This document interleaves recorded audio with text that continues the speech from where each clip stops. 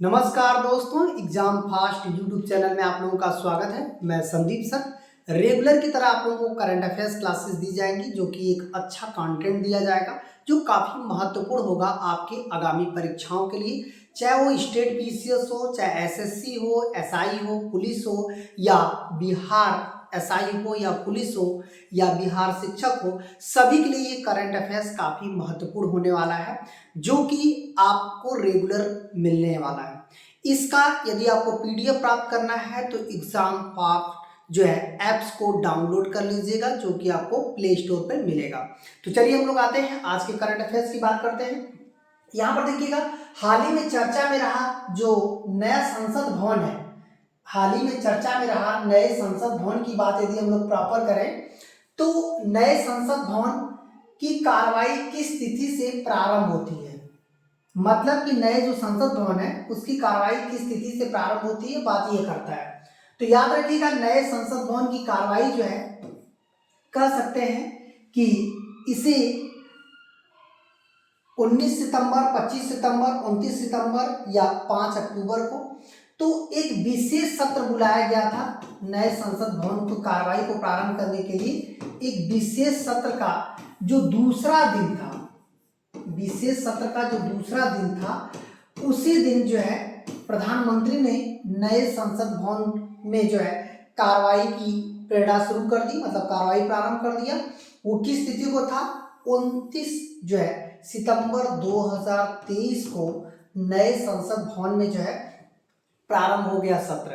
अब आपको ये समझना है कि नया संसद भवन क्यों बनाया गया, आखिर क्या जरूरत आ गई नए संसद भवन में। पुराना संसद भवन कब बना था उसकी हम लोग बात करें तो ये पहले क्वेश्चन आपको समझना है कि ये विशेष सत्र में लाया गया था। ठीक है, अब आते हैं जो संसद भवन क्या है उसके बारे में सटीक, जहां से आपके परीक्षाओं में क्वेश्चन पूछे जा सकते हैं। तो चलिए हम लोग आते हैं, नए संसद भवन की आधारशिला याद रखना है कि कब रखी गई थी। नए संसद भवन की आधारशिला की बात करेगा तो एक चीज ध्यान रखना है कि यहाँ पर कह सकता है कि 10 दिसंबर को नए संसद भवन की आधारशिला रखी गई थी 2020। 10 दिसंबर 2020 को जो है, इतना दिमाग में रखिएगा, ये आधारशिला किसने रखा? प्रधानमंत्री नरेंद्र मोदी द्वारा जो है ये आधारशिला रखा गया था, जो कि काफी महत्वपूर्ण है। नए संसद भवन की आधारशिला की बात यदि हम लोग करें तो ये बातें हो जाएगी। फिर इसके बाद हम लोग आते हैं आपका जो है, इन्होंने ही मई 2023 को प्रधानमंत्री द्वारा ही नए संसद भवन का उद्घाटन भी किया गया। और उद्घाटन कैसे किया गया? एक सेंगोल को रख करके किया गया। अच्छा, ये सेंगोल क्या होते हैं? सेंगोल चोल वंश में प्रशासन का प्रतीक था। इतना भी आपको याद रखना है कि जो चोल वंश में प्रशासन का प्रतीक है, ये देखिए प्रशासन का प्रतीक, ये बातें आपको समझनी है। इसका मतलब है कि मई 2023 को उद्घाटन प्रधानमंत्री नरेंद्र मोदी द्वारा किया गया था। इसका आधारशिला भी प्रधानमंत्री द्वारा ही रखा गया था 10 दिसंबर 2020 को। और जिस दिन इसका उद्घाटन किया गया मई 2023 को, उस समय संगोल रखा गया था, जो कि संगोल चोल वंश का है, एक प्रशासन का प्रतीक है। लेकिन संसद जो नए संसद भवन था उसमें बैठक जो यदि पूछता है तो 19 सितंबर 2023 को पहली जो है बैठक का आयोजन किया गया, वो भी विशेष सत्र का दूसरा दिन था। चलिए हम लोग और आगे बढ़ते हैं। नए संसद भवन का जो आकार है वो कैसा है? त्रिकोणी है। इतना ध्यान रखिएगा, ये त्रिकोणी है। त्रिकोणी का मतलब है कि पूरी तरह से पर्यावरण के अनुकूल है, पर्यावरण के अनुकूल ऐसा संसद भवन बनाया गया है जो पूरी तरह से पर्यावरण को क्या हो, अनुकूल हो, ये बातें करता है। फिर आते हैं, इसे प्लेटिनम रेटिंग दिया गया है, ये इसकी जो है प्लेटिनम रेटिंग दिया गया है। नए संसद भवन का क्षेत्रफल कुल 65,000 वर्ग मीटर में फैला हुआ है। इतना याद रखिएगा, ये भी आरओ परीक्षाओं में क्वेश्चन दे सकता है, बहुत इंपॉर्टेंट है। नए संसद भवन का जो क्षेत्रफल है वो पूछ सकता है। अब आते हैं इसके लोकसभा का चेंबर का आकार। हमारा जो राष्ट्रीय पक्षी मोर है उसके आकार का लोकसभा के चेंबर का आकार है जिसमें 888 सीटें हैं।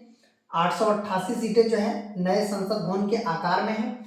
ये बातें करेंगे, फिर हम लोग और आगे बढ़ेंगे। अगला देखिएगा, कहता है कि राज्यसभा के चेंबर का आकार जो हमारा राष्ट्रीय पुष्प है वो कैसा है, कमल है।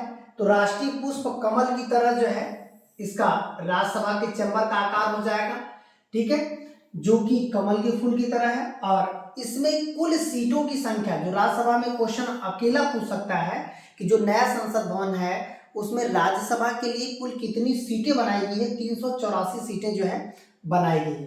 और यदि दोनों का मिला दिया जाए, आप देख रहे हैं 888 प्लस 384 दोनों मिला देंगे तो कितना हो जाएगा 1272। मतलब नए संसद भवन में कुल सीटें कितनी हैं, 1272 सीटें हैं। पुराने संसद भवन का नाम जो है संविधान सदन रखा गया। ये किस तिथि को रखा गया, जिस दिन नए संसद की पहली बैठक हुई थी, मतलब कि 19 सितंबर को नए संसद भवन की प्रथम बैठक थी, जो कि आपने स्टार्टिंग में ही इसको देखा था। प्रथम बैठक के दिन ही इसका नाम, जो पुराना संसद भवन था उसका नाम संविधान सदन रखा गया। अब आते हैं पुराने संसद भवन की आधारशिला। देखिएगा 12 फरवरी 1921 में ड्यूक ऑफ कर्नाट द्वारा रखा गया था, जो आपका पुराना संसद भवन है, ठीक है। और बाकी यदि हम लोग इसको कह दें कि पुराना संसद भवन का उद्घाटन किसने किया था, ये लॉर्ड इरविन द्वारा जो है पुराने संसद भवन का उद्घाटन किया गया था। कब किया गया था, 1927, 18 जनवरी 1927 को लॉर्ड इरविन जो वायसराय था उसी ने जो है पुराने संसद भवन का उद्घाटन किया था।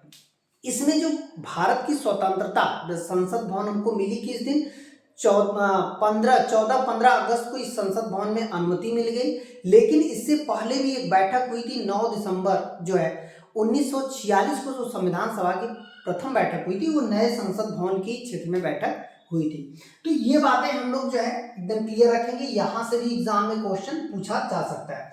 चलिए और आगे बढ़ते हैं अगले क्वेश्चन की तरफ। अगला क्वेश्चन देखिए हो जाएगा, अंतरराष्ट्रीय शांति दिवस जो है किस तिथि को मनाया जाता है। तो अंतरराष्ट्रीय शांति दिवस की बात किया जाए तो याद रखना है ये 15 सितंबर होगा, 20 सितंबर होगा, 21 सितंबर होगा या 26 सितंबर होगा। तो इसका सही आंसर हो जाएगा 21 सितंबर को जो है 2023 को अंतरराष्ट्रीय शांति दिवस। ध्यान रखिएगा ये बहुत इंपॉर्टेंट है। क्यों इंपॉर्टेंट है, उसका रीजन है कि पूरे दुनिया में इस समय युद्ध की स्थिति बन रही है। यहाँ तक कि कुछ विशेषज्ञों का मानना है कि ये तीसरा महायुद्ध की तरफ पूरी दुनिया जा रही है।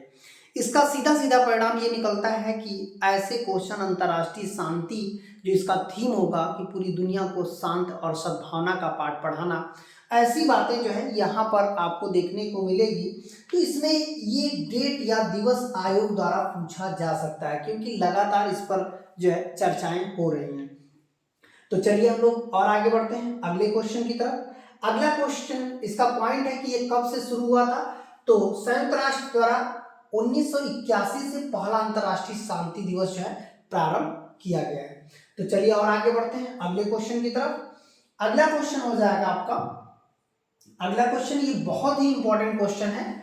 हाल ही में नारी, ये देखिएगा नारी कह सकते हैं कि एक शक्ति बंधन, ये देखिए नारी शक्ति वदन या बंधन विधेयक जो है 2023 पारित हुआ। याद रखिएगा ये विधेयक बहुत ही इंपॉर्टेंट विधेयक है, 2023 पारित हुआ, जो संसद भवन में पारित किया गया, जिसके तहत महिलाओं को लोकसभा और राज्य विधानसभाओं में कितने प्रतिशत सीटों का आरक्षण दिया गया। तो इसमें ये बहुत ही महत्वपूर्ण आपके लिए होगा, 50% सीटें, 25% सीटें, 35% सीटें या 33% सीटों का आरक्षण दिया गया। तो यहाँ पर हो जाएगा सही आंसर 33%। याद रखिएगा इसे, चाहे वो विधानसभा हो, चाहे लोकसभा हो और चाहे दिल्ली का विधानसभा हो, इन सब में जो है महिलाओं के चुनाव लड़ने के लिए 33% आरक्षण की जो है कर सकते हैं कि 15 वर्षों तक ये व्यवस्था दी जाएगी। फिर जैसा होगा 15 वर्ष बाद इन आरक्षण को फिर से बढ़ा दिया जाएगा। ये आरक्षण जो विधेयक था ये आपका 106वां संविधान संशोधन भी था, जो कि बहुत ही महत्वपूर्ण है। 106वां संविधान संशोधन, उसका एक सटीक विश्लेषण भी हम लोग इसमें देख सकते हैं। तो चलिए हम लोग इसका सटीक विश्लेषण क्या है उसको देख लेते हैं। जैसे यहाँ पर आपने देखा होगा कि ये जो 106वां संविधान संशोधन है, यहाँ पर देखिए ये है 106वां संविधान संशोधन, ये बहुत ही महत्वपूर्ण है। 2023 याद रखिएगा, मतलब कि अभी 2023 में एक ही संविधान संशोधन हुआ है, 106वां संविधान संशोधन। ये महिलाओं को क्या देता है, 33% आरक्षण देता है लोकसभा में और राज्य विधानसभाओं में, और दिल्ली की विधानसभाओं में भी ये आरक्षण देता है। अब आते हैं 128वां संशोधन बिल था, ये मतलब विधेयक था जो कि संशोधन के रूप में 106वें संविधान संशोधन के रूप में इसे पास कर दिया गया। तो चलिए इसमें क्या क्या अनुच्छेद में, किन किन अनुच्छेदों में ये परिवर्तन किए गए। जैसे भारतीय संविधान के तहत जो है 334A में एक परिवर्तन, मतलब एक नया अनुच्छेद जोड़ा गया। 334 अभी तक था, लेकिन 334A जोड़ दिया गया, जोड़ा गया एक नया अनुच्छेद। फिर लोकसभा के लिए एक आरक्षण में, यदि लोकसभा में भी 33% आरक्षण दे रहा है, तो ये जो लोकसभा में 33% आरक्षण महिलाओं को दिया जाएगा वो किस अनुच्छेद के तहत दिया जाएगा, अनुच्छेद 330A के तहत जो है लोकसभा में। देखिए अलग अलग आरओ में, चाहे जूनियर असिस्टेंट हुआ, चाहे बिहार का एग्जाम हुआ, पक्का मैं गारंटी दे रहा हूँ, 100% गारंटी दे रहा हूँ, यहाँ से क्वेश्चन आने वाला है किसी न किसी, चाहे वो लोकसभा का दे दे, चाहे वो राज्य विधानसभा का दे दे, कि राज्य विधानसभाओं में जो महिलाओं को 33% आरक्षण मिलने हैं वो किस अनुच्छेद के तहत दिया जाएगा, 332A के तहत दिया जाएगा। और यहाँ ध्यान रखिएगा दिल्ली के लिए जो है अलग से आरक्षण की बात कहता है, तो ये 239AA के तहत दिल्ली में भी जो है आरक्षण की बात कहेगा। जो दिल्ली विधानसभा होगी, चाहे पुडुचेरी होगा, इसके लिए एक जो है 239AA की बात जो है इसी में करता है, जहां पर महिलाओं को क्या देता है, 33% आरक्षण। तो यहां से याद रखिएगा एग्जाम में 100% आगामी परीक्षाओं में पूछे जाएंगे, इसकी गारंटी ले लीजिएगा। ठीक है, आप इसको नोट्स को बना लीजिएगा, आप देखिएगा खुद ही आपको लगेगा कि हाँ सर पूछा था। तो हम लोग और आगे बढ़ते हैं। ये विधेयक बिल जो है काफी महत्वपूर्ण है आपकी इस करंट अफेयर्स के अकॉर्डिंग। अब आते हैं आगे, देखिएगा अगला क्वेश्चन हो जाएगा, अगला क्वेश्चन आपका कि 53वां दादा साहब फाल्के पुरस्कार, याद रखिएगा 2023 में 53वां दादा साहब फाल्के पुरस्कार दिया गया। ये दादा साहब फाल्के पुरस्कार 2023 में जो दिया गया था वो किसे दिया गया, वहीदा रहमान को, नाना पाटेकर को, मधुबाला को, भाग्यश्री को। तो ये जो है वहीदा रहमान को दिया गया। ये कब का दिया गया, 2021 का दिया गया, भले ही 2023 में दिया गया, लेकिन 2021 का दादा साहब फाल्के पुरस्कार दिया गया। यह पुरस्कार याद रखिएगा फिल्म का सबसे बड़ा पुरस्कार होता है, फिल्म का सबसे बड़ा पुरस्कार होता है। ठीक है, इसका मतलब है जो फिल्म क्षेत्र में जो हम लोग पुरस्कार लेते हैं, इसमें सबसे बड़ा पुरस्कार यही है, दादा साहब फाल्के पुरस्कार। तो चलिए हम लोग और आगे बढ़ते हैं अगले पॉइंट की तरफ। अगला क्वेश्चन हो जाएगा, ये देखिएगा, इसमें कह सकते हैं कि जो वैश्विक नवाचार सूचकांक है, वैश्विक नवाचार सूचकांक में भारत की स्थिति जो है लगातार कुछ वर्षों से सामान्य देखी गई है। तो यहाँ पर हम लोग देखते हैं वैश्विक नवाचार सूचकांक 2023 की जो रिपोर्ट आई है, भारत की स्थिति 32वां है, 40वां है, 41वां है या 45वां है। तो इसका मतलब है कि भारत की स्थिति यदि देखा जाए तो वैश्विक नवाचार सूचकांक में पिछले कुछ वर्षों से 40वें नंबर पे है। और इसमें जो है एक देश है स्विट्जरलैंड,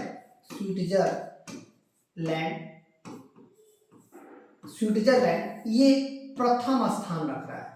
ठीक है, वैश्विक नवाचार सूचकांक में ये प्रथम स्थान पिछले कुछ वर्षों से लगातार। इस बार की जो रिपोर्ट आई है 132 देशों की ये रिपोर्ट है, 132 देशों की रिपोर्ट में भारत का 140वां नंबर जो है इस तरह की रिपोर्ट में आते हैं।